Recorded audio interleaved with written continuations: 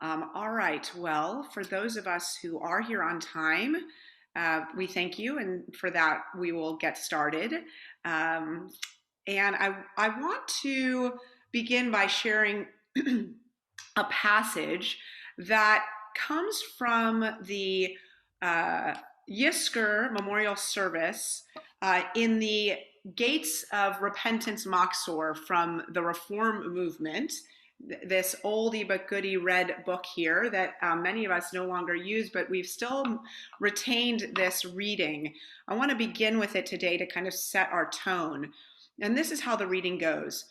If some messenger were to come to us with the offer that death should be overthrown, but with the one inseparable condition that birth should also cease, if the existing generation were given the chance to live forever, but on the clear understanding that never again would there be a child or a youth or a first love, never again new persons with new hopes, new ideas, new achievements, ourselves for always and never any others, could the answer be in doubt?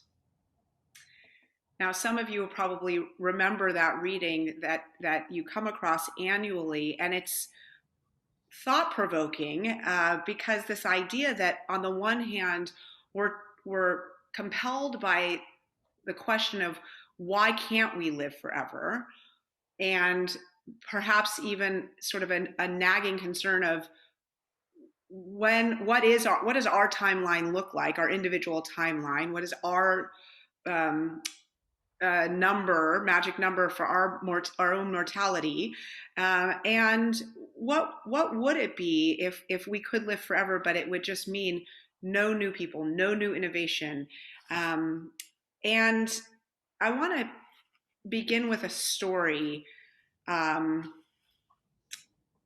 on this topic, and this is a story written by the neurologist David Eagleman. He says, when you die, you feel as though there were some subtle change, but everything looks approximately the same. You get up and brush your teeth. You kiss your spouse and kids and leave for the office. There's less traffic than normal. The rest of your building seems less full, as though it's a holiday. But everyone in your office is here, and they greet you kindly. You feel strangely popular.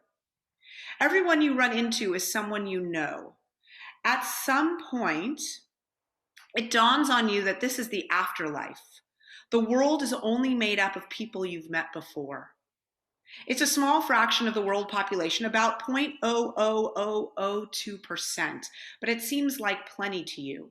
It turns out that the only people you remember are here. Only people you remember are here. So the woman with whom you shared a glance in the elevator may or may not be included. Your second grade teacher is here with most of your class.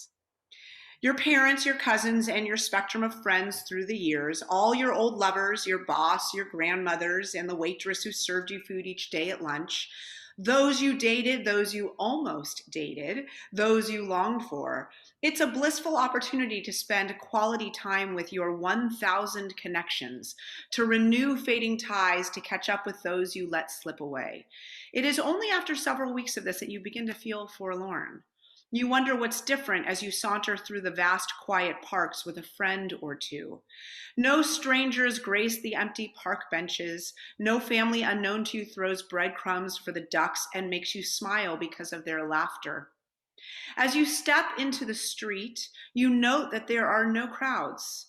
No buildings teeming with workers, no distant cities bustling, no hospitals running 24/7 with patients dying and staff rushing, no trains howling into the night with sardined passengers on their way home, very few foreigners. You begin to consider all the things unfamiliar to you. You've never known, you realize how to vulcanize rubber to make a tire, and now those factories stand empty. You've never known how to fashion a silicon chip from beach sand, how to launch rockets out of the atmosphere, how to pit olives or lay railroad tracks, and now those industries are shut down. The missing crowds make you lonely. You begin to complain about all the people you could be meeting. But no one listens or sympathizes with you because this is precisely what you chose when you were alive. I share this short story, one, because I think it's incredibly thought provoking, but I want to posit the idea that our interest in the afterlife and our rabbi's interest in the afterlife was in part fueled by a desire to optimize this life as a reminder of what it is we're meant to be focusing on and caring about and doing in this life. And because many of us understand Judaism to be a this life focused faith tradition, how is it that what we understand about Jewish views of the afterlife, in fact, not just give us a sense of what may be, and I say maybe because we can't really ever know until it's our time, what's potentially possible, but what does it tell us about what we're meant to be thinking about now while we're living in this life? So I'm going to go ahead and share my screen. And as always, if you have a question or a comment, feel free to put it in the chat. And while I am leading, Rabbi Kulik will monitor those questions and comments, and I'll do the same for him when he is speaking. So please feel free to share. Does everybody see the screen? Just give me a thumbs up. Okay, great. So I want to take us back a little bit to the last session 2 weeks ago, where Rabbi Kulik was teaching about resurrection. And I want to remind everyone that resurrection comes from the Latin meaning to rise again, and that this idea of resurrection was really embraced by the Pharisees, which we can think of as sort of the tradition of rabbinic Judaism. And they just grabbed onto this idea that souls are immortal and that the power to revive and live again is real. And that's important because I want to take us into this world of reincarnation today, but it's important to go back to resurrection first. So we looked at some texts together. Last week, Rabbi Kulik shared with us both the Ezekiel and Daniel texts, where the rabbis said, look, this idea of resurrection, it's right there in our sacred text, in our Bible. And, you know, we don't know if Ezekiel was a fan of the extracurricular CBD movement, or if he was in fact seeing this for him reality of resurrection in front of his eyes. But it could have in fact also been a metaphor for a longing of, you know, of those whom we admire and love, knowing that they will at some point come back to us. So we looked at these texts last week, and the rabbis in fact began to make ultimate salvation conditional upon a belief in resurrection. For them to forfeit or to question resurrection was to forfeit eternal life. But while they believed in this idea, they were really vague as to how it would occur and what would lie beyond the grave, right? So there's this resurrection, but then what? Now, fast forward to the inheritors of the Pharisaic rabbinic tradition, and I'm going to take you just to the movement that I'm a part of, the Reform movement, and share with you that the idea of resurrection was such a departure from this kind of linear, rational way of thinking about the world. Now, remember, classical Reform Judaism, as it began, was scientific. It was rational. It said the ethical mitzvot are everything, but the ritual mitzvot, for which there's no sort of clear understanding as to why, those aren't as valuable. Those aren't as important. So in 1869, the Philadelphia Conference of American Rabbis said the belief in bodily resurrection has no religious foundation. Now, this is the same group that said this idea of Jewish state, also not so important, and the Hebrew language, we can leave that out too. So, you know, sometimes for them, like the mystical, the traditional, what for them seemed kind of ultra religious, and again, a departure from the rational and the linear, was not to have a place in Reform Judaism. And in 1885, we get in our Pittsburgh platform, we reject as ideas not rooted in Judaism the belief both in bodily resurrection and in Gehenna and Eden, hell, and paradise, as it were, as abodes for everlasting punishment or reward. And, again, um, we still see vestiges of this today. If you look at our liturgy, and we looked at this last week, if you were to, every time you might see Mechaye Metim in your conservative or more traditional Siddur, God who revives the dead, you will see Mechaye et HaKol in a Reform prayer book, God who restores all things, meaning not specifically the physical body. And this is, again, a movement, classical Reform Judaism, that really shunned the idea of divine providence, that our behavior was directly linked to the length of our life or the goodness and wealth of our life. That we walk in God's ways, will be rewarded. If we don't, we'll be punished. And I bring this up because it's going to play into how our rabbis understood the notion of reincarnation. But let me just pause there for a moment and say, if you have a question or a comment, please unmute yourself and jump in. All right, I'm going to keep going here and laying the groundwork. So, Rabbi Lamb, the belief in bodily resurrection appears at first sight to be incredible to the contemporary mind, but when approached from the God's eye view, why is rebirth more miraculous than birth? Surely resurrection is not beyond the capacity of an omnipotent God. I love this quote because we assume that the miracle of childbirth is just normal. We're so accustomed to it. It happens all the time. Not always successfully, but nonetheless, people are born every day. People give birth every day, every moment, every minute of every hour. And yet we don't think of that as impossible, inconceivable.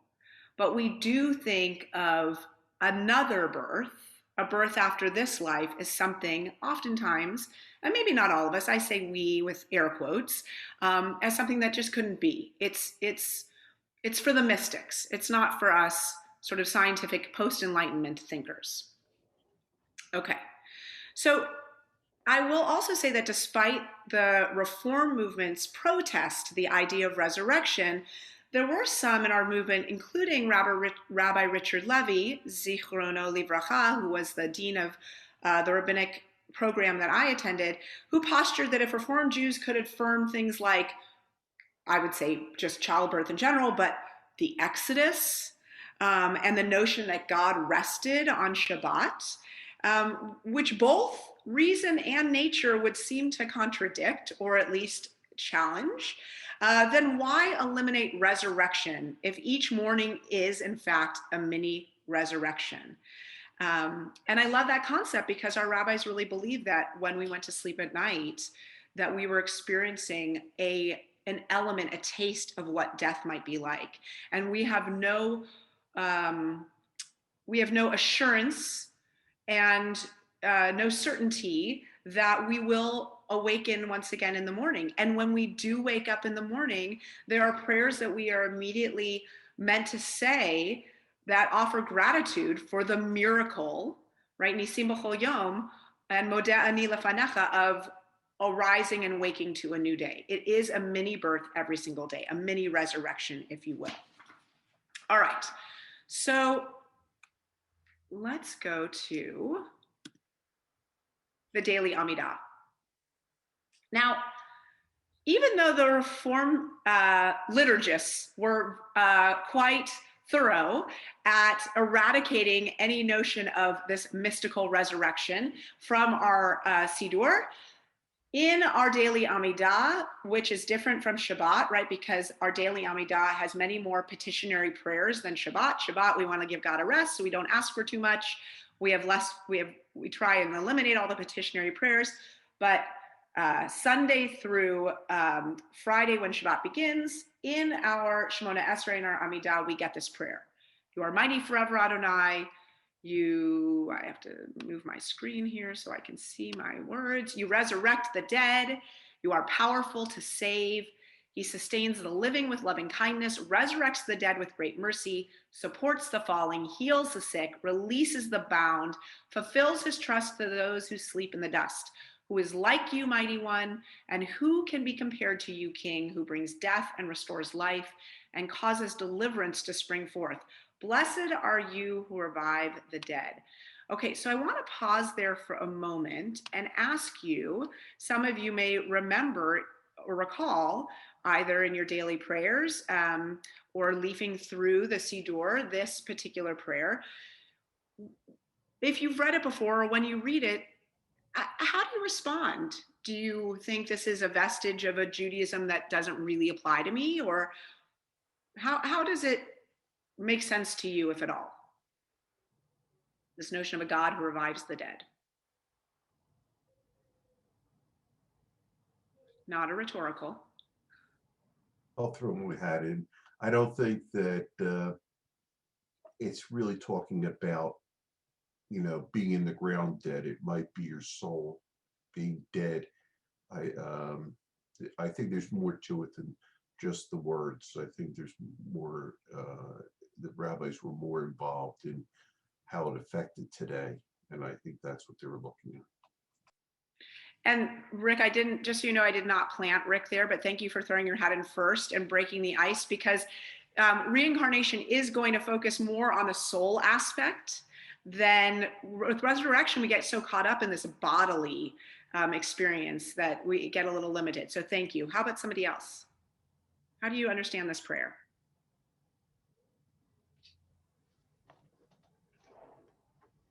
It's okay also if you say, I don't. It doesn't resonate for me at all whatsoever. Rabbi, like Rick, I think it's talking about the soul. I can look at my grandchildren and I can see my parents. Nice. Good. Okay. Anyone else? We're going to move on. All right. So I want to take us to this idea of reincarnation. But before that, I just want to remind you that last week, Rabbi Kulik pointed out, it was either last week or definitely in one of our first two sessions, since we're only on the third, that the idea of the soul being separate from the body was not always found in Jewish thought, right? Even though we looked at the two prayers of Asher Yatzar, which prays and gives great gratitude for the body, and then Elohai Neshama, which comes immediately after in our Shacharit morning service, which gives praise for the soul. The rabbis of the Talmudic period taught that after death, the soul ascends, that the body remains in the grave until God miraculously unites the body and the soul for everlasting life. But the rabbis believe that even before reunification with their bodies, souls live independently in the heavens and are aware of their own existence.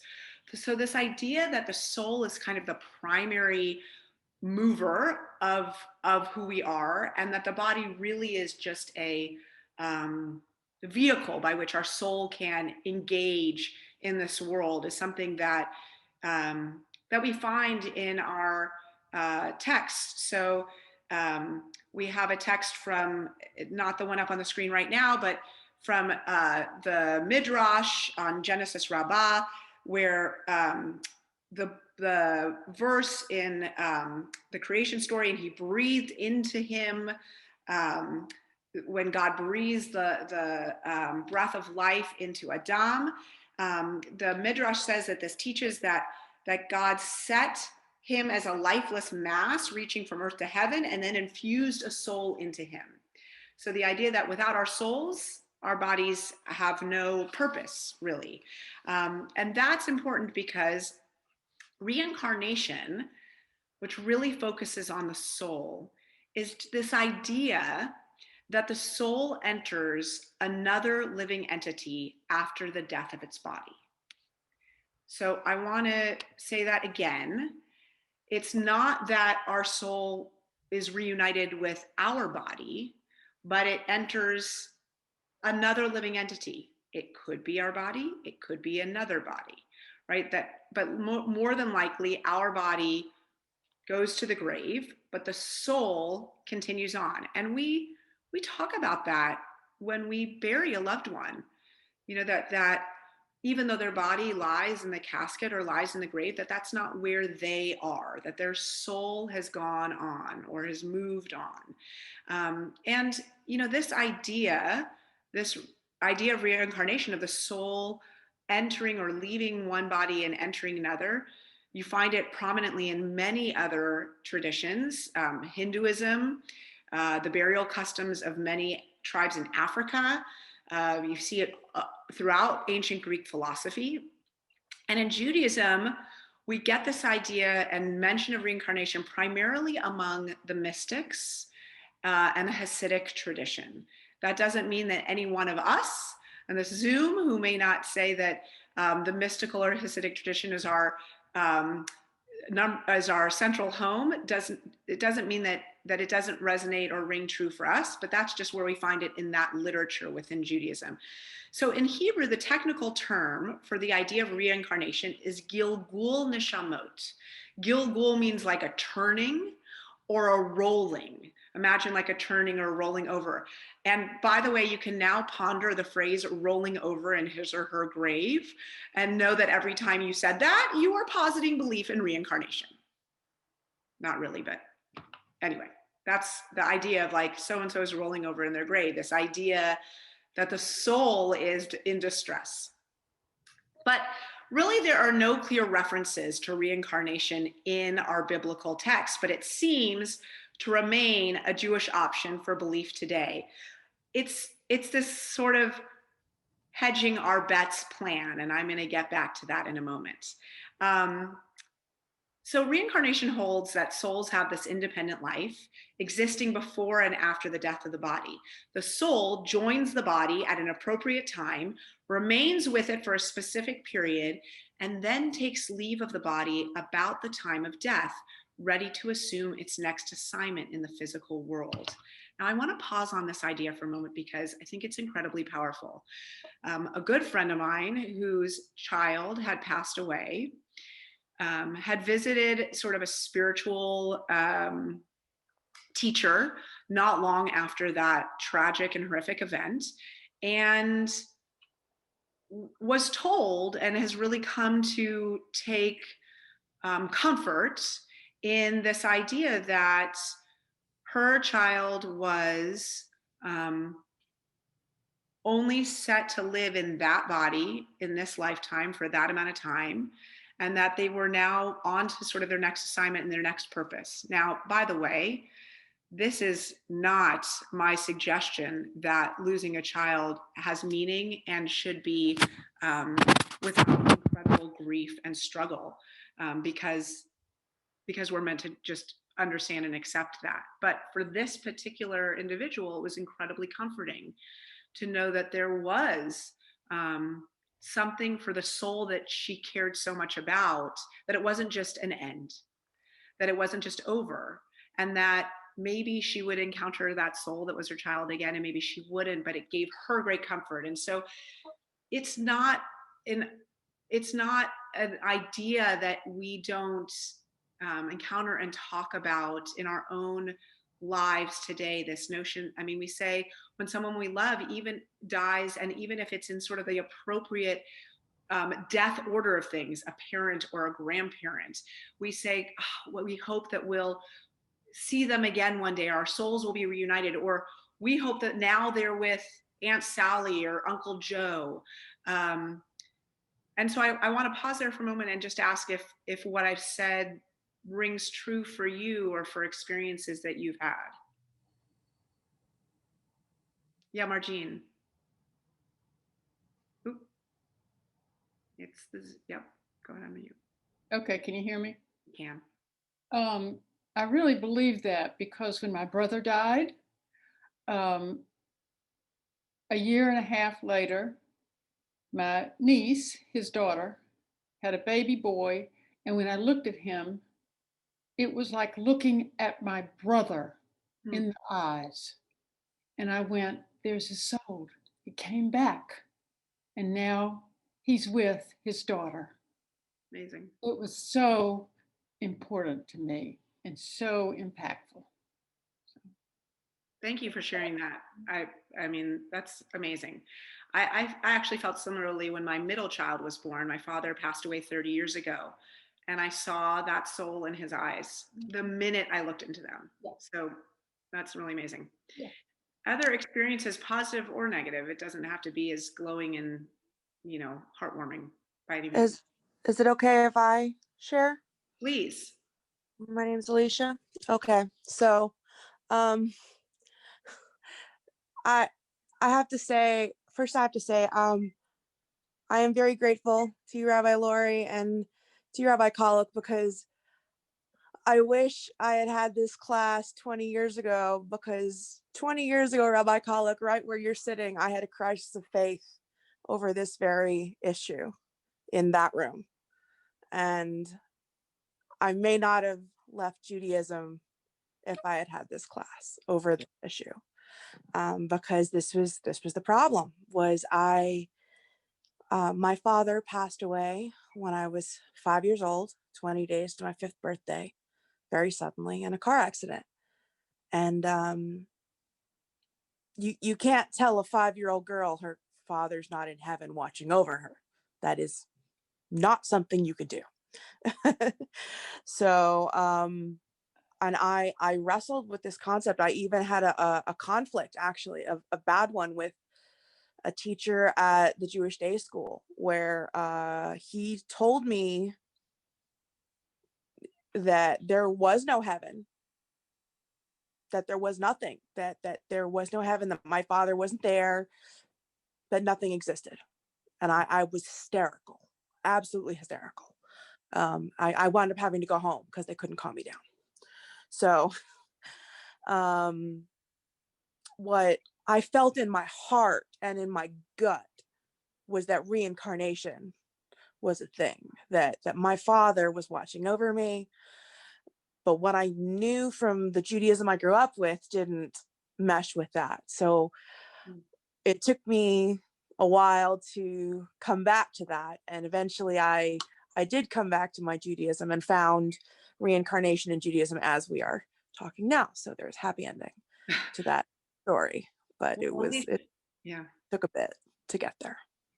Well, I'm glad you were able to circle around, and I would say for that teacher that you encountered at your day school, that likely it may have been reflective of his own theology around the afterlife, and also it's an uncomfortable subject. It's an uncomfortable topic. I mean, to think about our own mortality is not easy, and everybody works through the coping mechanisms and ideas that work best for them in that moment. And I would also say that there's, I think, a kind of a glib response to, do Jews believe in an afterlife, to say no, because but it's not really a fair answer to say no. Really, what we mean to say is that there are all sorts of ideas throughout Jewish literature and Jewish tradition around what could be next, or what happens when one dies, both to the body and to the soul. But ultimately, we are meant to be thinking about our actions and our role in this lifetime, and coming back to what the idea I was sort of laying forth at the beginning of class, that whatever it is we think about, or begin to struggle with around what comes next, should ultimately inform upon and speak to how it is that we engage in this world now. So I appreciate all of you for sharing, and I want to take us to this, a text from Ecclesiastes. Can I share one thing? Sure, please, Mary, go ahead. Hey, Alicia, this is for you. Look at the screen. Okay. I'm going to explain to you what this is. This is after my father died, the clock that was by his bed. I asked him to give me a sign that he's okay. And what happened to the clock that does not work anymore? I looked at it and I said, what am I seeing there? And I saw a Yud and a Vav, Yo, My brother's name is Yoram. He's a pilot, and they call him Captain Yo. My email is Miri L7, and there's an L7. The clock could have blown and done anything else, but I feel that was a sign from my dad that he's okay, that I don't have to worry. And I have dreamt about him. He's come to me in dreams. And even Eliana has dreamt about him and shared to me what Sabi came to talk to her about. So I do believe that there's something after. And I think that my dad gave me a sign. I've been asking for a sign from everybody who's died. Never gotten one before. But I took a picture because if I don't have that picture, nobody's going to believe it. Mary, I'm so grateful that you shared that.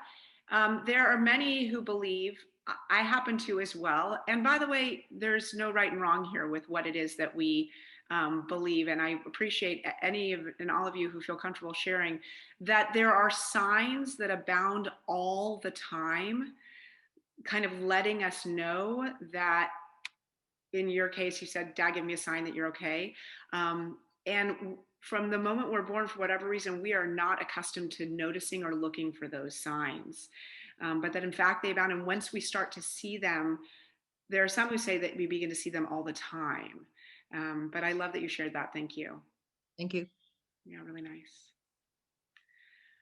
All right. Kohelet.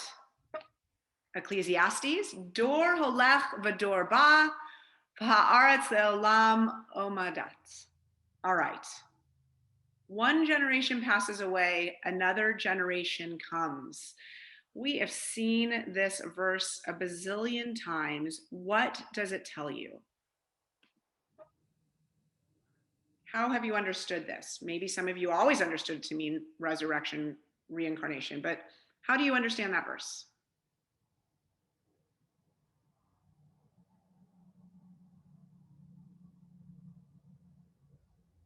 Well, to me, it just means that's the natural cycle of life. People are born, people die, new generations are born, and that's sort of the circle that we're all in. So it doesn't necessarily inform upon what happens when we die or if there's an afterlife. It's just kind of speaking to what the eye would see, right, Barbara? Like people live, people die, the next generation's born. Exactly, cycle of life. Good.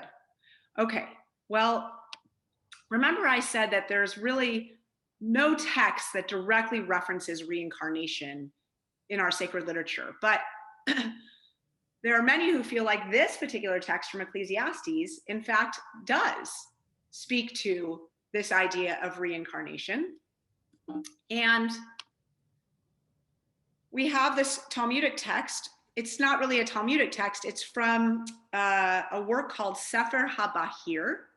And Rabbi Meir says, what is the meaning of the verse? The Lord shall reign forever, your God, O Zion, from generation to generation. It's from Psalm 146. What does it mean from generation to generation? And Rabbi Papias said, it is written, a generation goes and a generation comes. Okay, so that's from the verse we just looked at. And Rabbi Akiva said, the meaning of a generation goes and a generation comes is that it has already come. In other words, there was first a coming before there could be a going. So let me go back for a moment. One generation passes away and another generation comes. So Rabbi Akiva says there was like a preamble to this. There had to have been a generation that came before it could pass away and then come again. They're going to use this as a way to say to substantiate reincarnation, because if the text could read, let me think about how to say this the best way. So the text says one generation goes and another generation comes, and it's not the reverse. Meaning, wouldn't it make more sense if it says a generation comes and then a generation goes? Right? That would be more linear. I mean, you could argue that there's all sorts of things in Judaism that don't make sense, right? We start our day in the evening and we end it, at the end of the next day. That, first there's evening and then there is morning. So there's all sorts of things that kind of don't comply. But if this text was really kind of rational. And to Barbara, if I can say to Barbara's point of like, this is just what we see. People are born and then they die, and then another cycle is born and then they die. But in this case, it doesn't say a generation comes and a generation goes. So in good rabbinic fashion, the reverse order in the text is explained as reincarnation. The generation that has already come has previously incarnated, and through reincarnation has returned once again. So why reincarnation? Why was this even a thing? So there are really kind of 4 reasons given for why reincarnation is not only plausible and possible, but a really good idea. 1, it's good for punishment, meaning if one has transgressed any of the laws of Torah, an individual is required to reincarnate into another lifetime, specifically to rectify. And the word that's used is litaken, think tikkun olam. It's not just about rectifying or repairing the world. There's a self-rectification that needs to take place. You have to rectify that particular transgression. So you've been kind of a lousy human being. Your soul needs to be reincarnated so you can rectify that, do better, make up for it. 2, maybe there's been an omission of a positive commandment or mitzvah. In this case, it would be for spiritual evolution. So your soul has been living in this world, and it turns out you didn't get as involved in Judaism as you should have. There's all sorts of commandments and mitzvot you missed out on. For the sake of spiritual evolution, your soul will be reincarnated and you can try again. See if you can get more mitzvot in the next go around. The third reason for reincarnation is that the soul must continue to undergo progressive purification. Like, you've been a pretty good person, but you're not quite at the final sort of nirvana, if you will, if I can borrow a term from another faith tradition. You still have some room to grow. So your soul's reincarnated because you're progressively becoming more and more purified, so that you finally get to this final rung when you've achieved purification. And then sometimes you're reincarnated in order to come back and help another soul be a guide for others. Has anybody heard the phrase, I'm sure your rabbi has used it before, neshama yetera? It's the reason why we have 2 halot, 2 halas on our Shabbat tables, because we could just have one, and sometimes only one comes out well in the oven, and that's what you have. But the idea is that on Shabbat, we would have 2 chalots. They represent the 2 souls that we need on Shabbat. Now, I always like to say the one soul, which is our own, and it's kind of wrung out from the whole week. And then we have this helper guiding soul that is there to kind of get us through Shabbat and revived and rejuvenated. Now I'm going to say reincarnated for the next week that comes.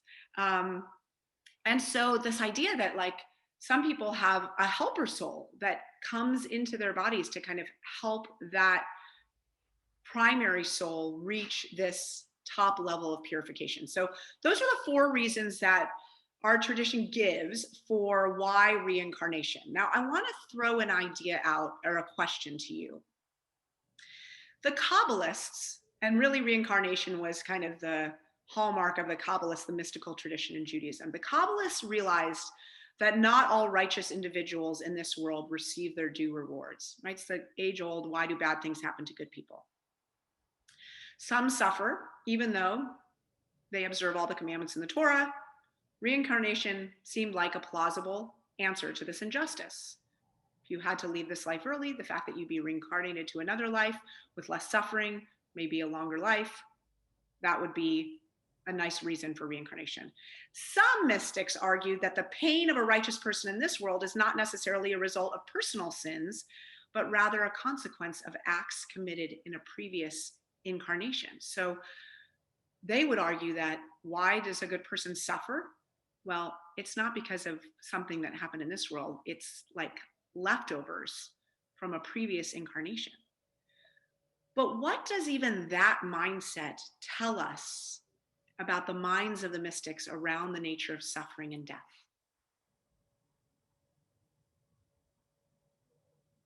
So the question is, some felt like reincarnation was a way that a righteous person could have another chance at even a better life because they deserve it. And some felt like when someone is righteous that suffers, it's not because of their own wrongdoing. They're bringing that in from a former life that they have no control over. Why do you think the Kabbalists, the mystics, even felt they needed to rationalize this and explain it? What does it tell you?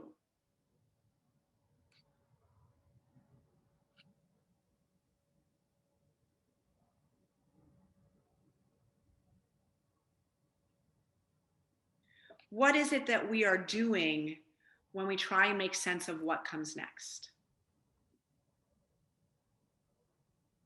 I think if you take the position that you're doing everything you possibly can do right, and everything around you is wrong, so you're not benefiting from it, there has to be another reason.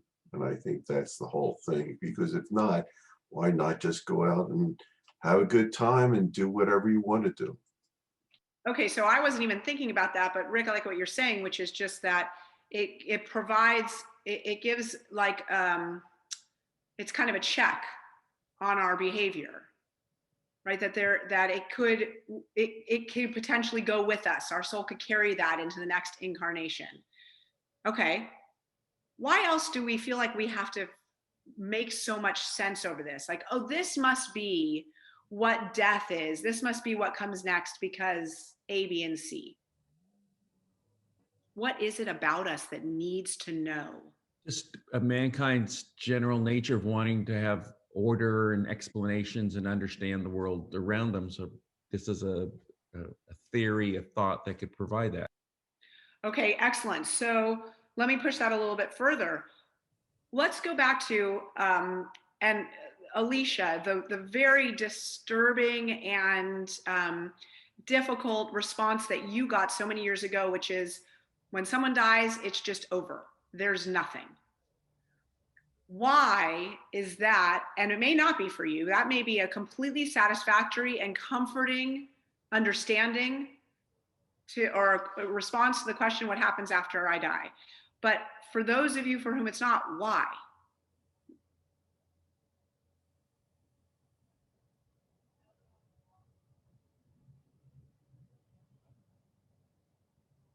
I think for me, it's just too scary. It's too scary to think about just nothingness, and the idea of maybe continuing in another life in this world that I do seem to feel comfortable and understand is not as frightening. So, Barbara, I think you're touching on this idea of making meaning, because meaning provides comfort for us. And I would even go so far as to say that all religious traditions are a lens through which we are attempting to find meaning in our own lives and in the world around us, which should ultimately inform our behavior. Back to Rick's point of, do we just, give into gluttonous hedonism, or is there some sort of limit to how it is and parameters around, the choices we make and how we behave in this world? And go ahead. Maybe another reason is because nothingness would be the most extreme version of loneliness, and everything about us is about connect and be together. So if the end of this life were total loneliness, it wouldn't fit the frame of who we are. So I love that, Mary. So just as social creatures, we gravitate to community. It's why social distancing is so challenging. We can handle physical distancing, but the social distancing isn't so appreciated. Yeah, I mean, nothingness is not only void of meaning, but it sounds so lonely. And we think about the valley of the shadow of death. What is it that brings us comfort? Why will we not fear? Because you will be with me. Right? So that ultimate sense that I won't be alone, it quells our greatest fear. I think about this and just the pandemic that we are living through now almost for a full year at this point.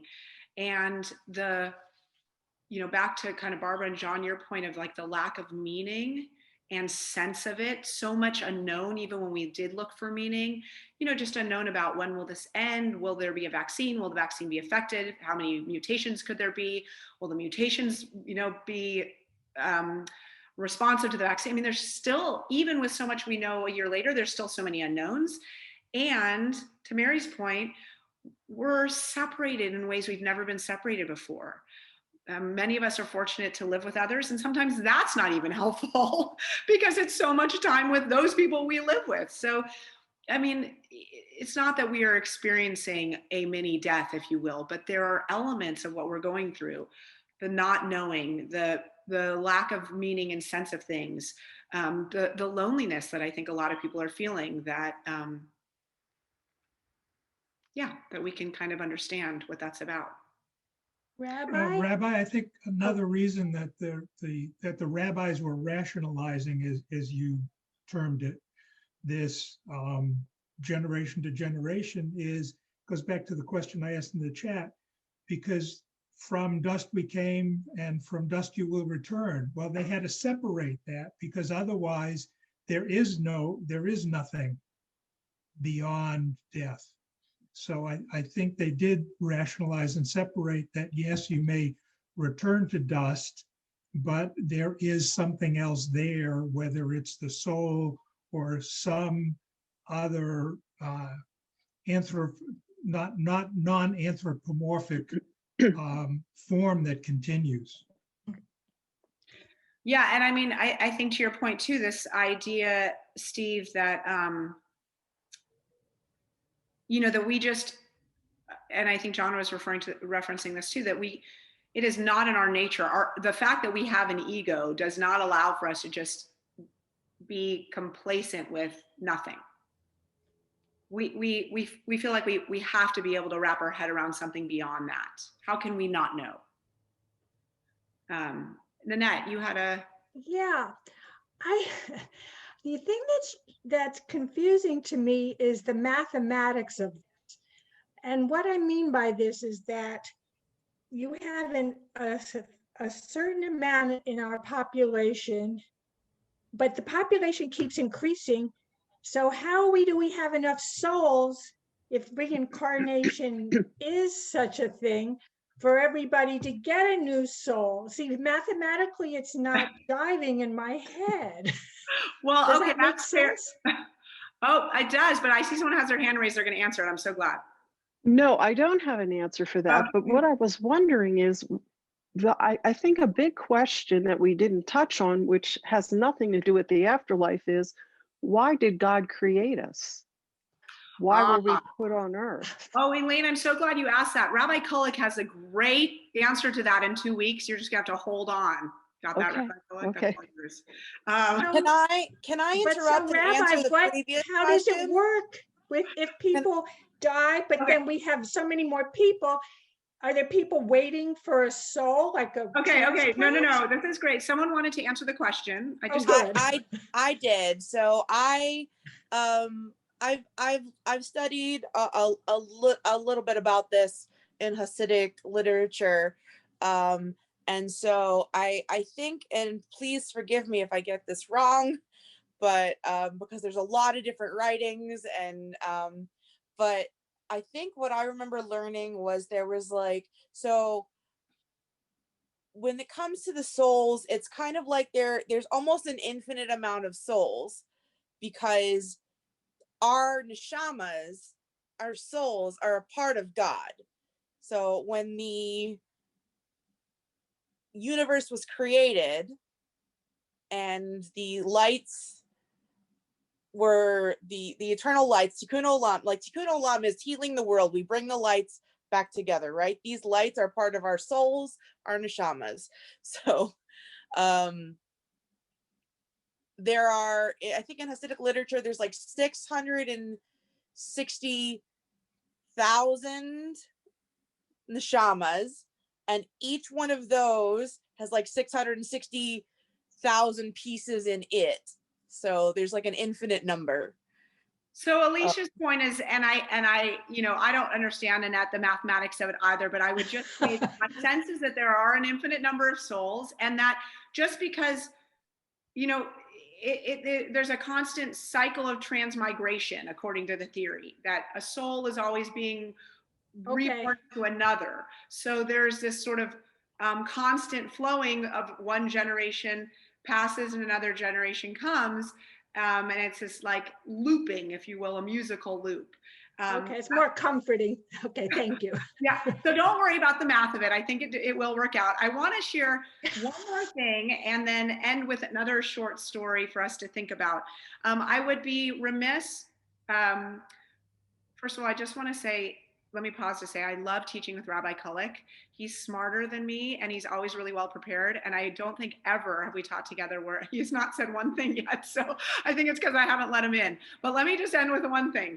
And that is what you see on your screen, sort of the 3 different kinds of reincarnation. And I bring this up because the third, I'm sure many of you have seen, it's a well-known play, but Gilgul, which I mentioned, means revolution or rolling. And the idea, if a reincarnation is of the Gilgul category, it happens during pregnancy. So that soul comes in at the beginning of a life and now is in a new bodily form, be it animal or human.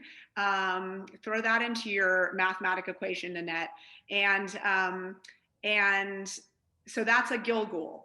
An Ibor reincarnation is an evolved soul I mentioned earlier that has the spiritual ability to enter the body of another person for a limited time, either to be able to experience its own rectification or tikkun by participating in the positive actions of the host soul, or to provide assistance to that host soul in performing or fulfilling commandments that the soul would otherwise not do on its own. So an Ibor could be a soul that comes into a body that already has a host soul, either to help that host soul get where it needs to go, or because that reincarnated soul needs to like piggyback on the really great host soul to get where it needs to go. So it could go either way. But the D-book, some people pronounce D-book, some people say D-book or Dibbock. That is when an evil soul enters a person, causing mental illness and temporarily manifesting itself as a foreign personality. A Dybbuk must be exorcised. And in fact, there were well-known sages who were in charge of exorcisms.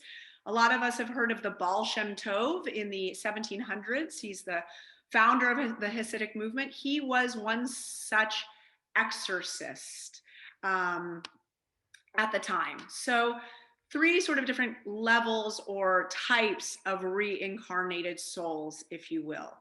And I want to say that, you know, while reincarnation was a very well accepted, universally accepted idea by the mystics in our tradition, it was not just universally accepted. People like Judah Halevi, Maimonides, Saadia Gaon, really felt like the idea of reincarnation was nonsense and frankly even stupidity. But those who felt it was nonsense and ridiculous were obviously reacting to something that must at the time have been popularly embraced by the Jewish community, because otherwise they wouldn't have such a strong condemnation of the doctrine itself. So just to add to your Rolodex of what happens after I die in Judaism, please put reincarnation in there. And I want to share one more story with you before we go. And I have to ask my rabbinic colleague if he's wanted to add anything, because I haven't given him a chance. Okay, here's the story. In the afterlife, you are treated to a generous opportunity. You can choose whatever you would like to be in the next life. Would you like to be a member of the opposite sex, born into royalty, a philosopher with bottomless profundity, a soldier facing triumphant battles? Perhaps you've just returned here from a hard life. Perhaps you were tortured by the enormity of the decisions and responsibilities that surrounded you, and now there's only one thing you yearn for, and that is simplicity. That's permissible. So for the next round, you choose to be a horse. You covet the bliss of that simple life, afternoons of grazing in grassy fields, the handsome angels of your skeleton, and the prominence the handsome angles of your skeleton and the prominence of your muscles, the peace of the slow flicking tail, or the steam rifling through your nostrils as you lope across snow-blanketed plains. You announce your decision. Incantations are muttered, a wand is waved, and your body begins to metamorphose into a horse.